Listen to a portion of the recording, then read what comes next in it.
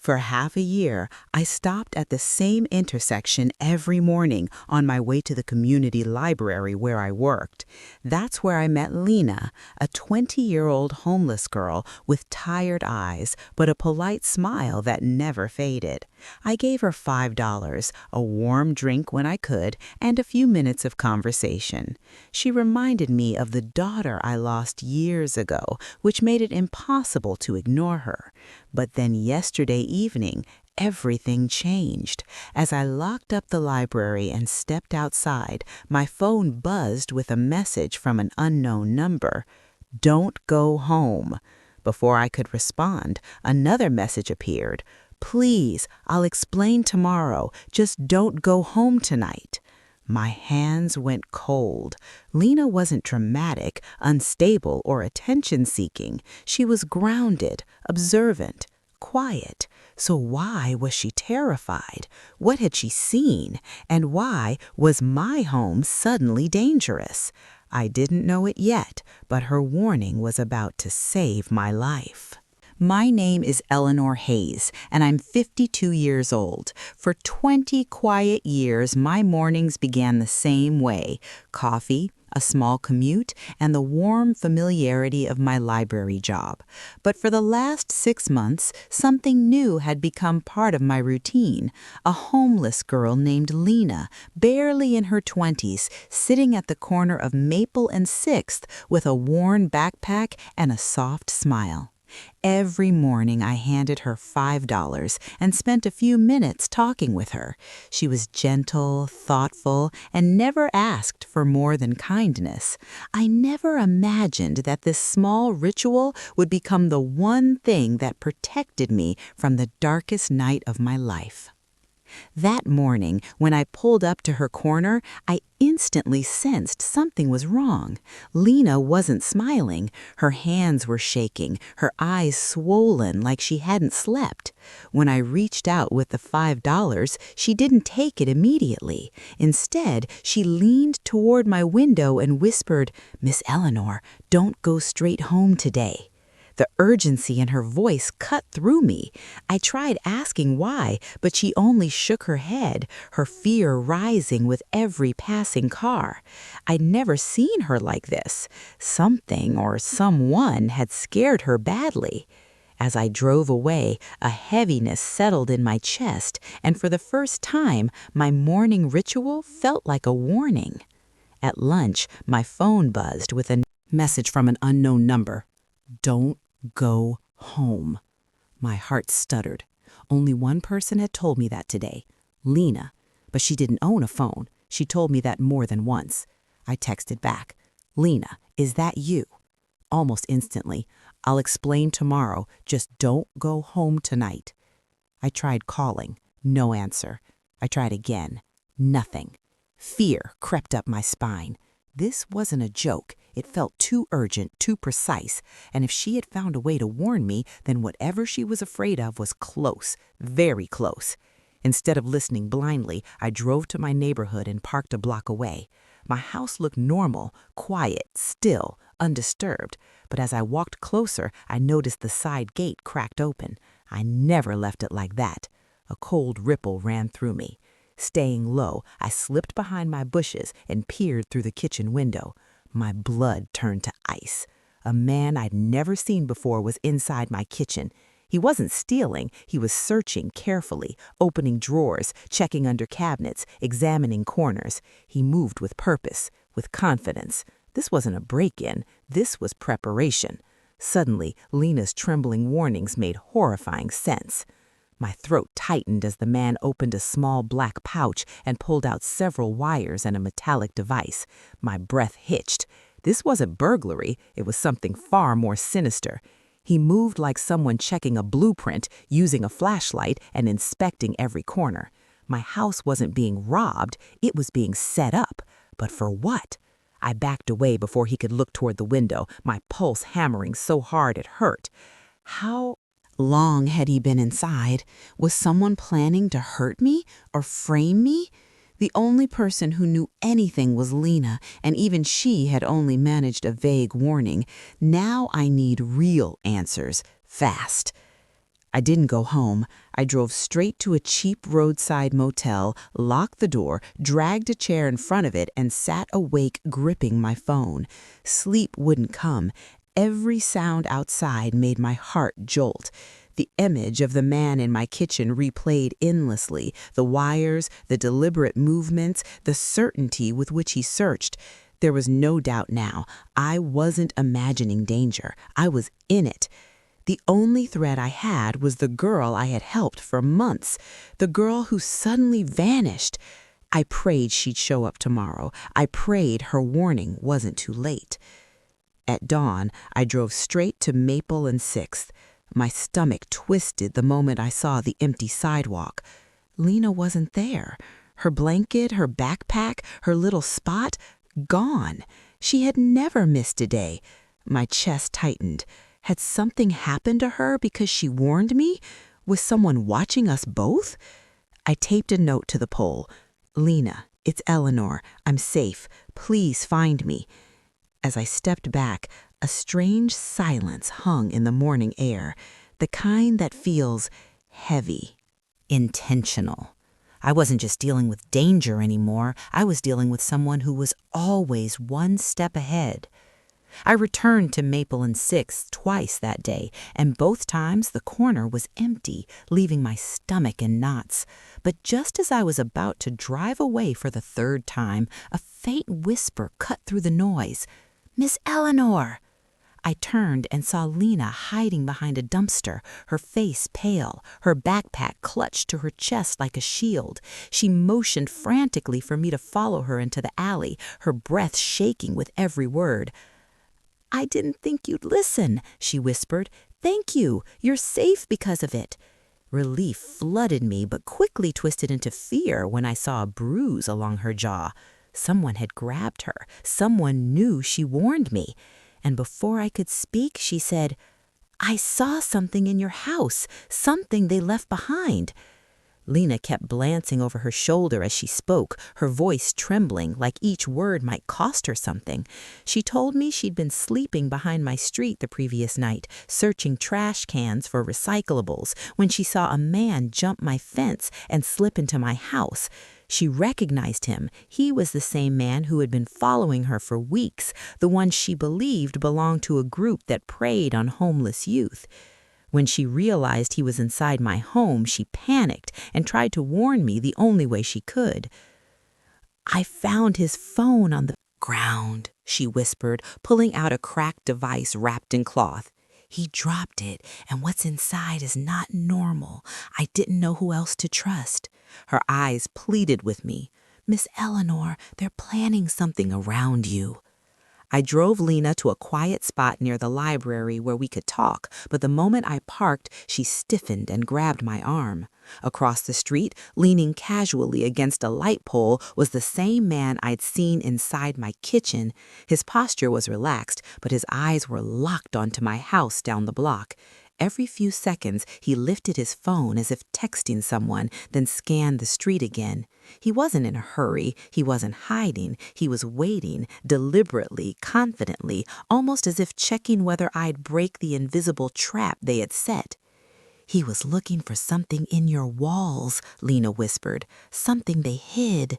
My pulse pounded so hard I felt dizzy. Why was my house connected to whatever she'd uncovered, and why did he look so sure I'd eventually walk right into his plan?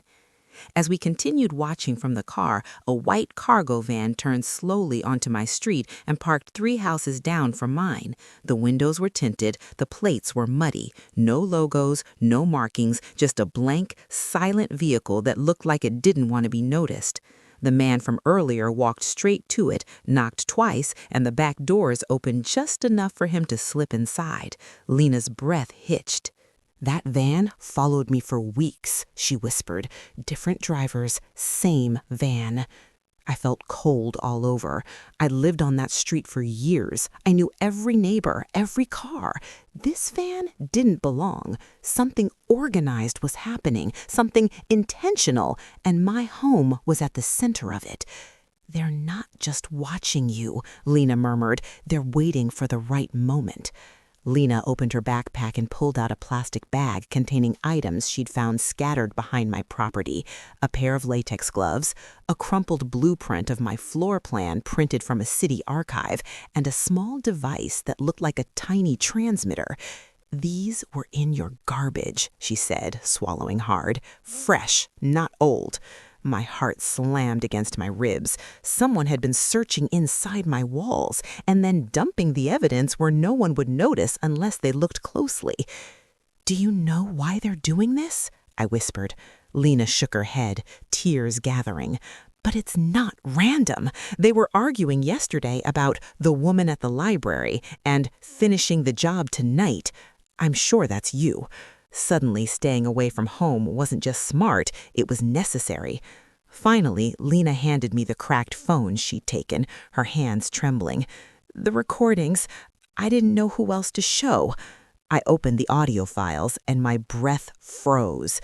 A deep male voice said, "She goes home every day at 6. Wait until the wiring is in." "Place," another replied.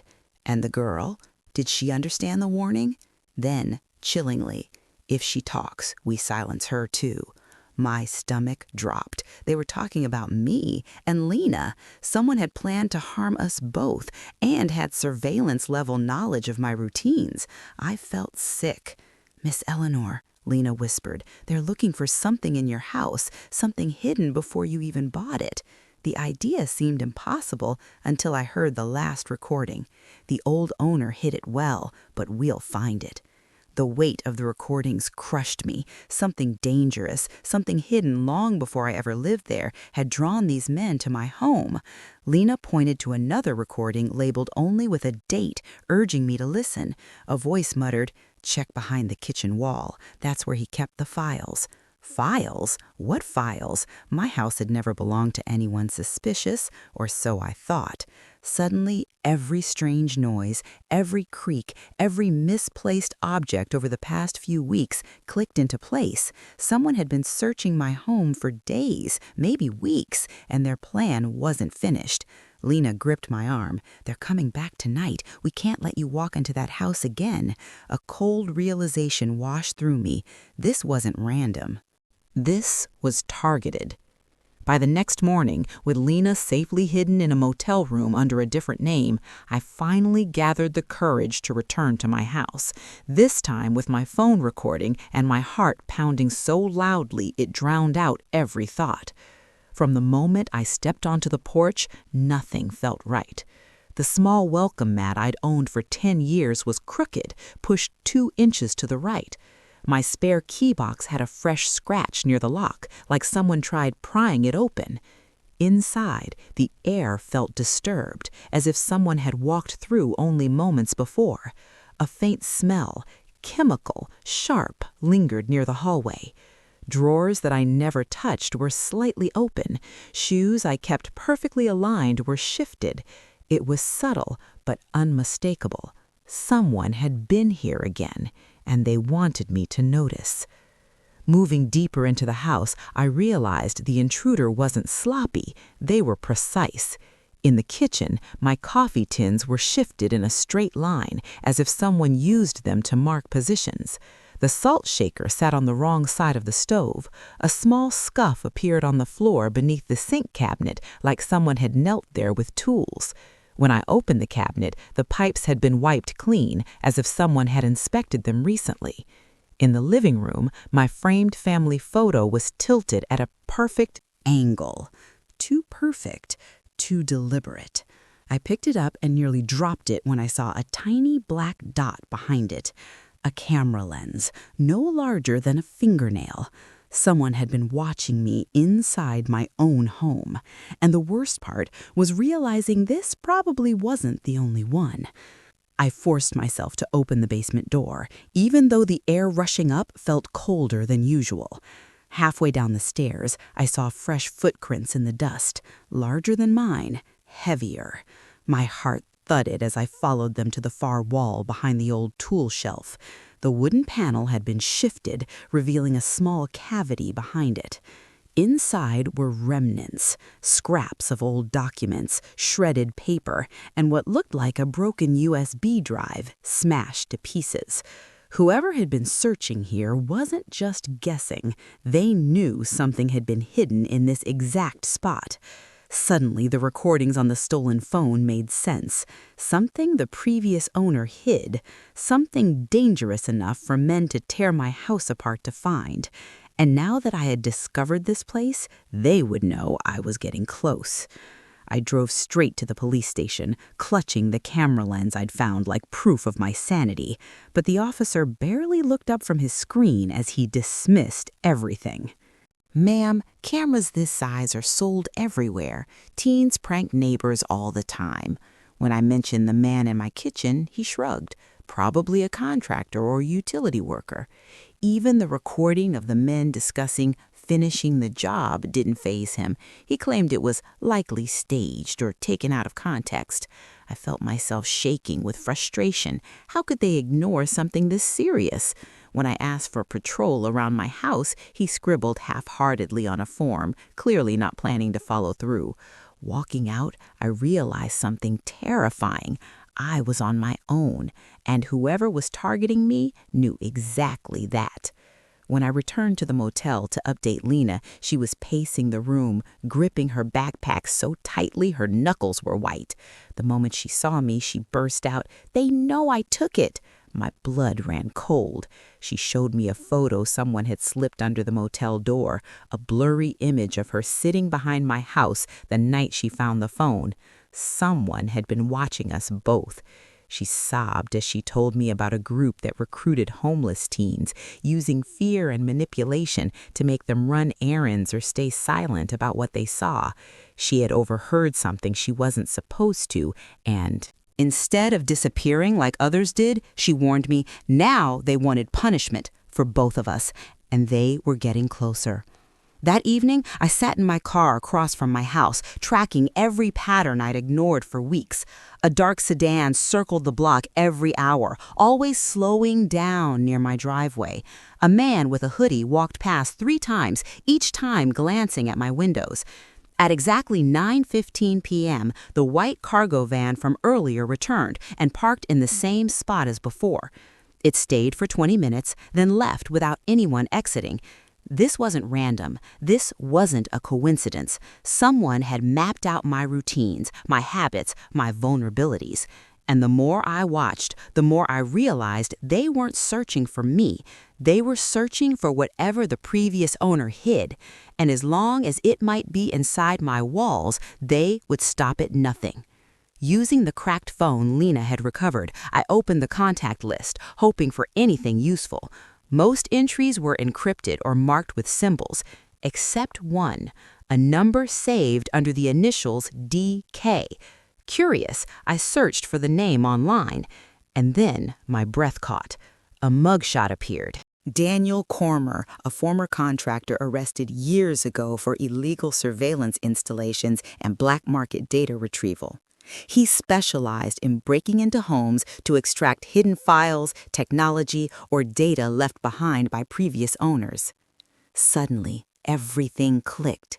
He wasn't after me personally. He was after whatever the last homeowner concealed. But I was now a witness, and in his world, witnesses didn't get second chances. As I stared at his face, I knew one thing. This man wasn't stopping until he found what he came for or removed anyone in his way. That night, as the storm rattled the windows, I sat alone reviewing the disturbing folder of evidence Lina had given me. My nerves were already on edge when I heard something, soft, deliberate steps on my back porch. At first, I thought it might be a stray animal, but then the doorknob twisted. My entire body froze. Someone was trying to get in. I turned off every light and held my breath. A silhouette moved past the window, slow and intentional, as if they already knew the house. I reached for my phone, but before I could dial, the intruder walked around to the side entrance, the one almost no one knew existed. That's when I realized this wasn't random. Someone had come back. Someone who knew me, someone who had been inside before. I backed away from the side entrance, praying the lock would hold, but suddenly I remembered the old guest room window, the one that never locked properly. I hurried down the hall, heart pounding, and sure enough, the window was cracked open from the outside. I felt sick. He'd been planning this. My eyes scanned the room, and that's when I saw it. A thin nylon thread stretched across the floor, barely visible. A trap. If I'd walked in without noticing, something would have fallen from the balcony shelf. I stepped back slowly, pulse thudding in my ears. This wasn't an impulsive break-in. This was calculated. Then I heard the creak of floorboards in the kitchen. He was inside. Not breaking in, inside. My shaking hands managed to pull up the live feed from the hidden camera Lina had installed earlier that day.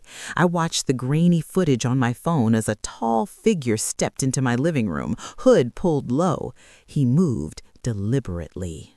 With quiet confidence, like someone searching for something specific, he opened drawers, checked behind picture frames, even slid his hand under the couch cushions. He wasn't here for me. He was here for whatever Eleanor had shown him. I zoomed in on the footage, trying to see his face, but he kept his head covered.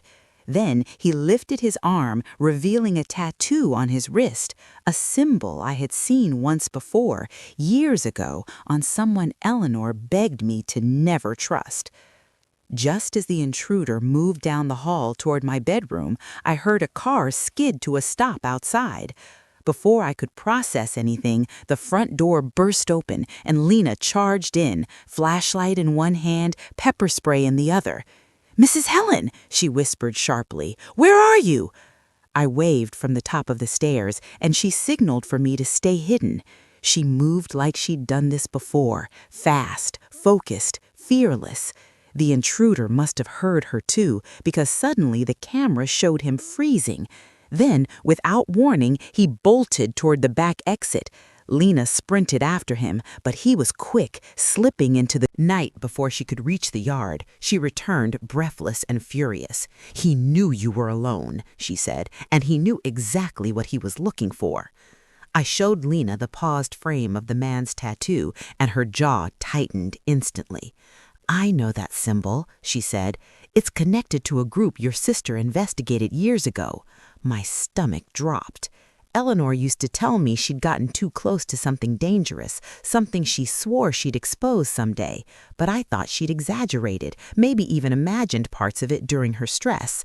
Now it all made sense. Why her journals disappeared, why she warned people she trusted to stay away, why that homeless girl had been terrified the day she approached me. "Helen," Lina whispered, "whoever broke in tonight, he wasn't after your things. He was after whatever your sister left behind, something she hid from them, something they still want." As we reviewed the footage again, Lina pointed out something I had missed. The intruder kept checking the vents, the baseboards, even tapping the walls as if hunting for a hidden compartment. He knew Eleanor hid things cleverly. "He thinks you have it," Lina said, "or that you'll lead him to it." The thought made my skin crawl. "But I don't even know what it is," I protested. Lina sighed. "That's the worst part. They don't care. They think Eleanor passed something on before she died. Evidence, files, names, anything that could destroy them." My heart pounded. If the intruder believed I had such information, then warning me earlier wasn't about stealing. He planned something far worse. His motive wasn't theft, it was silencing me. Lina urged me to think of every item I still had from Eleanor. Letters, boxes, old belongings. That's when it hit me. The dusty suitcase I kept in the attic, the one I hadn't opened since the week she passed away. We raced upstairs, moved aside old holiday decorations, and pulled it free. Inside were clothes, photos, and a leather-bound notebook I had never noticed. My throat tightened as I opened it. Eleanor's handwriting, pages upon pages of dates, names, locations, and warnings. She had discovered something dangerous, something worth killing for. Lina's eyes widened as she turned the pages. Helen, this is what he wanted. I stared at the door, suddenly cold. If he escaped tonight, he would be back. And next time, he wouldn't come alone. If you're on the edge of your seat and want to see how Eleanor finally takes control and finds justice, make sure to like this video and subscribe, because you won't believe what happens next. That night, I finally convinced the police to take my claims seriously. Lina accompanied me, recounting every detail of the man who had broken into my house and the white van that had stalked us for weeks. Officers swept the property, checked windows, and reviewed all footage I'd captured from the hidden camera. The skepticism I'd faced before vanished as they pieced together the evidence. They began coordinating with nearby precincts to locate the intruder and warned surrounding neighborhoods. For the first time since this ordeal began, I felt a small measure of relief. Someone else was now watching, protecting, and taking action. Finally, the danger lurking in the shadows of my own home was being addressed with authority, and the threat that had haunted every moment of my life seemed, for the first time, potentially manageable. I handed over every piece of evidence I had. The cracked phone, hidden camera footage, shredded USB fragments, and Eleanor's leather-bound notebook. Lina gave her statement, detailing everything she had witnessed, his stalking patterns, the van, and his repeated visits. The detectives listened intently, replaying files and taking careful notes, connecting each piece to a pattern of calculated intrusion. Finally, one officer looked at me gravely and said, "We have enough to bring him in." Seeing it all together, the recordings, the stolen items, and Lina's observations, it became chillingly clear that someone had targeted my home not for personal gain, but for whatever dangerous secret Eleanor had left behind. And thanks to our diligence, they now had every reason to intervene before he could strike again. By late afternoon, the news came. Daniel Cormer had been apprehended. Police officers located him near the same white van he had used to stalk my street, handcuffed and cornered. Watching from a safe distance with Lina, I felt a mix of relief and disbelief. Weeks of fear, uncertainty, and sleepless nights were finally coming to an end. His confident, menacing demeanor had vanished completely. The detectives assured us that with him in custody, the network behind him would likely be disrupted as well. I realized I could finally walk back into my home without constantly looking over my shoulder. The nightmare that had consumed my life for so long was finally being brought to justice, and a sense of calm began to return to a place that had felt perilous for far too long. During interrogation, Daniel broke down. He confessed that he had been hired to recover sensitive files and documents hidden by Eleanor, the previous homeowner, evidence that could expose powerful people.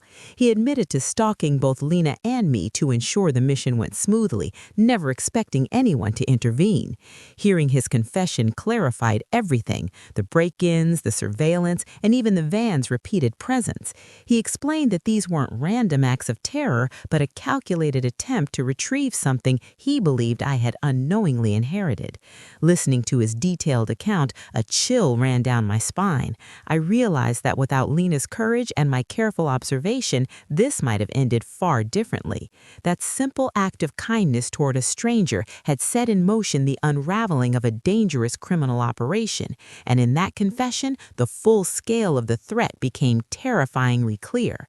With the intruder in custody and police surveillance heightened, I returned home for the first time in weeks, every step cautious but deliberate. I walked through each room, inspecting and straightening the small disturbances left behind, the shifted frames, scuffed floors, and subtle signs of intrusion. I secured the attic suitcase and Eleanor's notebooks, making sure all evidence of her past was safely stored. The sunlight streaming through the windows made the space feel warm and familiar again. I adjusted furniture, checked locks, and set up additional cameras, but the home now felt reclaimed, no longer a place of fear, but of safety. The ordeal had left its mark, but walking through the rooms, I realized how much strength and resilience had grown inside me. My house was once again a sanctuary, a testament to survival and vigilance. After everything was over, Lina and I spent quiet moments reflecting on the past few weeks. The girl who had once crouched in fear at the corner of Maple and 6th now walked beside me with confidence. I helped her enroll in a vocational program and secure safe housing, mentoring her as she began to rebuild her life. She no longer needed to fear for her safety or rely on the streets for survival. I watched her grow in courage and independence, proud of the bravery she had shown in the darkest moments. Her determination and quick thinking had saved both our lives, and now she had the opportunity to create a future filled with hope. From a girl living in fear to a young woman taking charge of her destiny, Lina's journey became a symbol of resilience. Sitting in the living room with sunlight streaming through the windows, I reflected on how a small gesture had changed everything. Giving Lina $5 and a few minutes of attention each morning had unexpectedly become the key to survival. Without her courage and quick thinking, the intruder might have succeeded in his plan. Without my attention and willingness to notice her,